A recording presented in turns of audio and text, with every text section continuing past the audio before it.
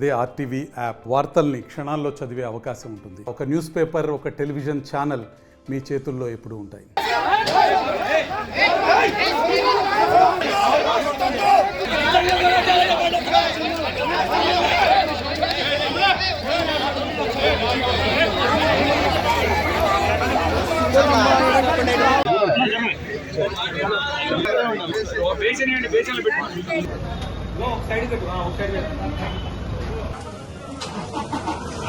దాదాపుగా 3 గంటల పాటు ఆ వరద బాధితుల దగ్గరికి హరీష్ రావు గారు, జగదీష్ రెడ్డి గారు, సత్తా ఇంద్రారెడ్డి గారు, పువ్వాడ అజయ్ గారు రావడం జరిగింది. 3 గంటల పాటు ఆ కాలనీలో తిరుగుతుంటూ ఒక 5 నిమిషాల పాటు వేరే కాలనీకి వెళ్దామని అప్పుడే బండి ఎక్కారు. బండి ఎక్కిన నేపథ్యంలో ఒక 100 మీటర్ల దూరం వెళ్లగానే కాంగ్రెస్ వాళ్ళు రాళ్ల దాడి చేశారు. హరీష్ రావు గారు, జగదీష్ రెడ్డి గారు కార్లో ఉన్నారండి. వేరే కాలనీకి వెళ్దామని కొంచెం దూరం వెళ్లగానే కాంగ్రెస్ వాళ్ళు రాళ్లతో దాడి చేశారు. ఎందుకు అంటే నిన్న కాంగ్రెస్ వాళ్ళు కూడా వచ్చారు, ఇక్కడికి చూశారు, పరిశీలించారు. కానీ ఎవరు కూడా ఆ వరద బాధితుల దగ్గరికి వెళ్లడం కానీ, మందలియడం కానీ, కనీసం ఎవరి ఇల్లు ఎట్లుందో కూడా చూడలేదు. ఆ సీఎం గారు కూడా కారులో వచ్చి హాయ్ చెప్పి వెళ్లారు తప్ప కనీసం దిగి నడవలేదు.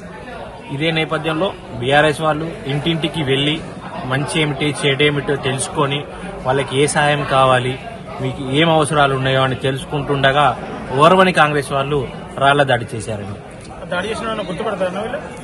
నేను గుర్తుపడతానండి, ఎందుకంటే కారులో నేనే ఉన్నాను కాబట్టి ఖచ్చితంగా గుర్తుపడతాను.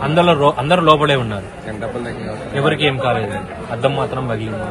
దాదాపుగా 3 గంటల పాటు ఆ వరద బాధితుల దగ్గరికి హరీష్ రావు గారు, జగదీష్ రెడ్డి గారు, సత్తా ఇంద్రారెడ్డి గారు, పువ్వాడ అజయ్ గారు రావడం జరిగింది. 3 గంటల పాటు ఆ కాలనీలో తిరుగుతుంటూ ఒక 5 నిమిషాల పాటు వేరే కాలనీకి వెళ్దామని అప్పుడే బండి ఎక్కారు. బండి ఎక్కిన నేపథ్యంలో ఒక 100 మీటర్ల దూరం వెళ్లగానే కాంగ్రెస్ వాళ్ళు రాళ్ల దాడి చేశారు. హరీష్ రావు గారు, జగదీష్ రెడ్డి గారు కార్లో ఉన్నారండి. వేరే కాలనీకి వెళ్దామని కొంచెం దూరం వెళ్లగానే కాంగ్రెస్ వాళ్ళు రాళ్లతో దాడి చేశారు.